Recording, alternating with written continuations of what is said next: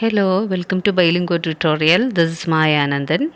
Today we are going to discuss the lesson I Plead That You Read, written by Shashi Tharoor.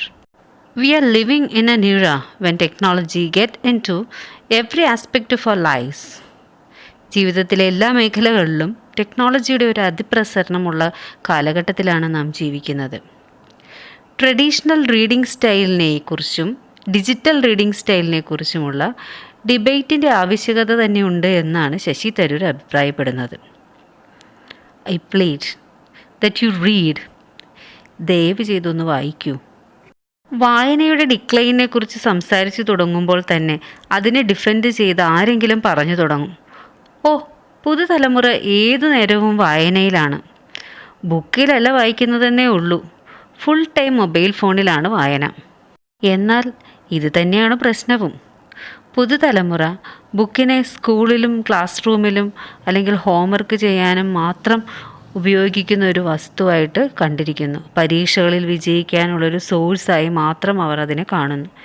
എന്നാൽ book reading കൊണ്ട് ജീവിതത്തിൽ അവർക്ക് കിട്ടുന്ന മൂല്യങ്ങളെക്കുറിച്ച് അല്ലെങ്കിൽ വാല്യൂസിനെക്കുറിച്ച് അവർ ബോധവാന്മാരല്ല എന്നതാണ് ശശി തരൂരിൻ്റെ അഭിപ്രായം. ശരിയാണ്, യുവതലമുറ വായിക്കുന്നുണ്ട്. Text messages, WhatsApp forwarded messages ഇതൊക്കെ അവർ വായിക്കുന്നുണ്ട്. അവർ ഒരുപക്ഷെ ഡിജിറ്റൽ യുഗത്തിൽ വായിക്കുന്നതിൽ ട്രഡീഷണൽ അനലോഗിയയിൽ ഉപയോഗിച്ചിരുന്ന വാക്കുകളേക്കാൾ കൂടുതൽ ഉണ്ടായേക്കാം. പക്ഷേ അവർ വളരെ സ്പീഡിൽ കെയർലെസ് ആയാണ് വായിക്കുന്നത്.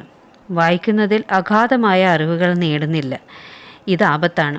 അല്പജ്ഞാനം ആപത്തെന്ന് കേട്ടിട്ടില്ലേ? ഫസ്റ്റ് മൺഡേ എന്നു പേരുള്ള ഒരു ജേണലിൽ why higher level reading is important, എന്തുകൊണ്ട് ഉയർന്ന ചിന്താഗതിയിലുള്ള വായന വളരെ അനിവാര്യം എന്ന ഹെഡിങ്ങോട് കൂടി ഒരു പുതിയ സ്കോളർലി ആർട്ടിക്കിളുണ്ട്. അതിൽ ഒരു ഗൗരവകരമായ പഠനവുമുണ്ട്. ആഗോളതലത്തിൽ തന്നെ വായനയുള്ള ചെറുപ്പക്കാരുടെ എണ്ണം വളരെ കുറയുന്നു. എല്ലാ തലത്തിലുമുള്ള വായനയിലും ഗണ്യമായ കുറവ് വന്നിട്ടുണ്ടെന്നാണ് പഠനം വ്യക്തമാക്കുന്നത്. Critical reading, conscious reading, immersive reading, slow reading, literary reading, non strategic or non goal oriented reading and long form reading മുതലായവയാണ് അവ. ഇവയ്ക്ക് പകരം ഓഡിയോ ബുക്കുകളുണ്ട്, എങ്കിലും അവ വായനയ്ക്ക് തുല്യമല്ല. വായനയ്ക്ക് നിരവധി മാനസിക പ്രവൃത്തികൾ ചെയ്യാൻ കഴിയും. റീഡിങ്ങിലൂടെ motivation and frustration, pleasure and leisure, emotional response, therapeutic and meditative effects, imagination and mental imagery, creativity and inspiration ഇങ്ങനെ പല കണ്ടെത്തലുകളും ചെയ്യാൻ സാധിക്കും എന്നാണ് പണ്ഡിതന്മാരുടെ അഭിപ്രായം.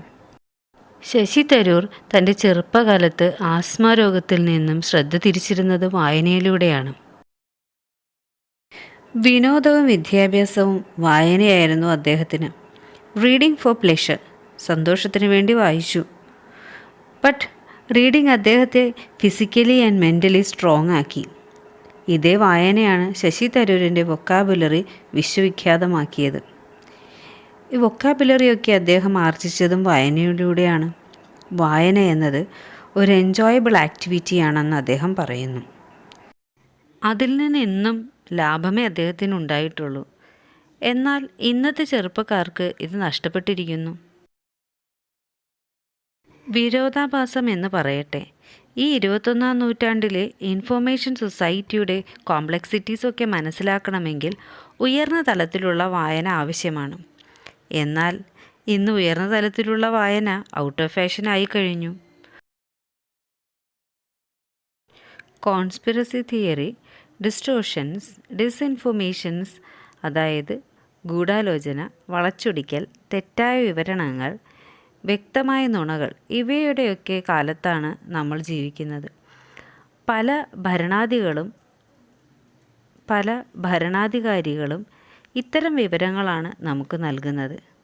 നമുക്ക് ചുറ്റും നടക്കുന്ന ഇത്തരം കാര്യങ്ങളെ ചോദ്യം ചെയ്യണമെങ്കിൽ ശരിയായ അറിവ് നമുക്ക് വേണം. അതിന് നമ്മെ പ്രാപ്തരാക്കുന്നത് നാം വായിക്കുന്ന ബുക്കുകളാണ്. വളരെ കുറച്ച് വായിക്കുന്നവരാണ് ഫേക്ക് ആയതും കൃത്രിമങ്ങൾ നിറഞ്ഞതുമായ വാട്സപ്പ് ഫോർവേഡഡ് മെസ്സേജസിനെ പ്രോത്സാഹിപ്പിക്കുന്നത്. ആഴത്തിലുള്ള വായന അതുള്ളവർക്ക് ഈ കൃത്രിമത്വം തിരിച്ചറിയാൻ കഴിയും. പണ്ഡിതന്മാരായ എഴുത്തുകാരുടെ അഭിപ്രായത്തിൽ ഒരു വ്യക്തിയുടെ റീഡിംഗ് സ്കില്ലും പ്രാക്ടീസുമാണ് ഈ കാലഘട്ടത്തിൽ അവൻ്റെ ഇക്കണോമിക്, പൊളിറ്റിക്കൽ, കമ്മ്യൂണൽ, കൾച്ചറൽ ലൈഫിൻ്റെ അടിസ്ഥാനം. അതിൽ പൊളിറ്റിക്കൽ, സോഷ്യൽ ആൻഡ് കൾച്ചറൽ ഇടപെടലുകളും ഉൾക്കൊള്ളുന്നു. Personal liberation, emancipation and empowerment ഇതിലൂടെ സാധ്യമാകുന്നു. അതായത് വായനയിലൂടെ ഒരു വ്യക്തിയുടെ രാഷ്ട്രീയ, സാമൂഹിക, സാംസ്കാരിക ഇടപെടലുകൾക്ക് കൂടുതൽ കരുത്ത് ലഭിക്കുന്നു. അതിലൂടെ വ്യക്തിപരമായ വിമോചനവും ശാക്തീകരണവും നടക്കുന്നു. ഒരു ആരോഗ്യപരമായ ജനാധിപത്യ സമൂഹത്തിന്, ഹെൽത്ത് ഡെമോക്രാറ്റിക് സൊസൈറ്റിക്ക് വളരെ ബോധമുള്ള സ്റ്റേക്ക് ഹോൾഡേഴ്സിനെയും പല സംസ്കാരത്തിലുള്ള സമൂഹത്തെയും ആവശ്യമുണ്ട്. കൂടാതെ പ്രതിരോധശേഷിയുള്ള വായനക്കാരെയും ആവശ്യമുണ്ടെന്നാണ് പണ്ഡിതന്മാരുടെ വാദം. ഭാവി ജീവിതത്തിൽ വായനയെ വിദ്യാഭ്യാസ രീതികളിൽ ഉൾപ്പെടുത്തുവാനും കുട്ടികളിൽ വായനാശീലം വളർത്തുവാനും വായനയുടെ അനിവാര്യതയെ മനസ്സിലാക്കി കൊടുക്കുവാനും നയങ്ങൾ വിദ്യാഭ്യാസ രംഗത്ത് സ്വാഗതാർഹമാണ്. കുറച്ചുകൂടി കാവ്യാത്മകമായി പറഞ്ഞാൽ, ഭാഷ പരാജയപ്പെടുന്നിടത്ത് യുദ്ധമുണ്ടാവുന്നു. War is what happens when language fails. പണ്ഡിതന്മാരുടെ ഈ വെള്ളക്കടലാസിനെ ലുബ്ലാന റീഡിംഗ് മാനിഫെസ്റ്റോ എന്ന് വിളിക്കുന്നു. ലുബ്ലാന റീഡിംഗ് മാനിഫെസ്റ്റോ എന്ന് പറഞ്ഞാൽ ഇതൊരു ഗ്ലോബൽ അപ്പീലാണ്. വായനയെ പ്രൊമോട്ട് ചെയ്യുവാൻ വേണ്ടി ലോകത്തുള്ള നമ്മുടെ ശശി തരൂരിനെ പോലെയുള്ള പലതരം എഴുത്തുകാരും പബ്ലിഷേഴ്സും റീഡേഴ്സും ഒക്കെ ചേർന്ന് ഒപ്പിട്ട ഒരു റിക്വസ്റ്റാണിത്. പുതിയ തലമുറ മറന്നുപോയ ഒരു പഴയ വാക്കിനെ പുതുമയോടെ പഠിപ്പിക്കുവാനുമുള്ള റിക്വസ്റ്റ്. ആ വാക്ക് മറ്റൊന്നുമല്ല, റീഡ്, വായിക്കുക എന്നതാണ്.